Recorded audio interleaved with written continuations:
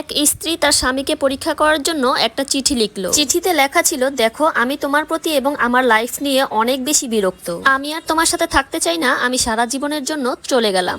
স্ত্রী এই চিঠিটা লিখে টেবিলের উপরে রাখলো এবং খাটের নিচে লুকিয়ে পড়লো। সন্ধ্যার সময় স্বামী বাসায় আসলো এবং বাসায় আসার পরে চিঠিটা হাতে নিয়ে পড়লো। তারপর চিঠিতে একটা লাইন কি যেন লিখলো। চিঠিটা আবারও টেবিলের উপরেই রেখে দিল। এরপর স্বামী কয়েক মিনিট দুঃখভরা মন নিয়ে নীরবতা পালন করলো। স্বামীর নীরবতা গায়েব হয়ে গেল। হঠাৎ করেই স্বামী খুশিতে শীষ বাজাতে লাগলো। গান ছেড়ে খুশি হয়ে গেল, উল্টাপাল্টা নাচ শুরু করে দিল। এরপর বিছানার উপরে শুয়ে স্বামী তার কোন এক বান্ধবীকে কল দিল। তার স্বামী বলল, আজকে তাহলে অবশেষে আমার আপদটা বিদায় হয়েছে। শোনো ডার্লিং, তুমি আমার জীবনে ঠিক আগের মতোই থাকবে।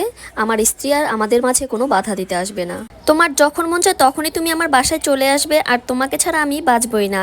এরকম ভাবে অনেকক্ষণ কথা বলতে বলতে স্বামী হাসতে হাসতে বাইরে চলে গেল। হয়তোবা তার ওপারের বান্ধবীকে সে বাসায় আনতে গিয়েছে। এদিকে তার স্ত্রী খাটের নিচ থেকে কাঁদতে কাঁদতে বের হলো। এত বাজে স্বামীর সাথে সে এতদিন সংসার করেছে, এটা ভেবেই সে কপাল চাপড়াচ্ছে। হঠাৎ তার মনে হলো, দেখি তো স্বামী চিঠিতে কি লিখেছে। তাড়াতাড়ি টেবিলের কাছে এসে চিঠিটা হাতে নিল। আর স্বামী যা লিখেছিল চিঠিতে সেটা হলো, তুমি আমার জীবন থেকে চলে গেছো ভালো কথা, কিন্তু তোমার খাটের নিচ থেকে পা দেখা যাচ্ছে কেন?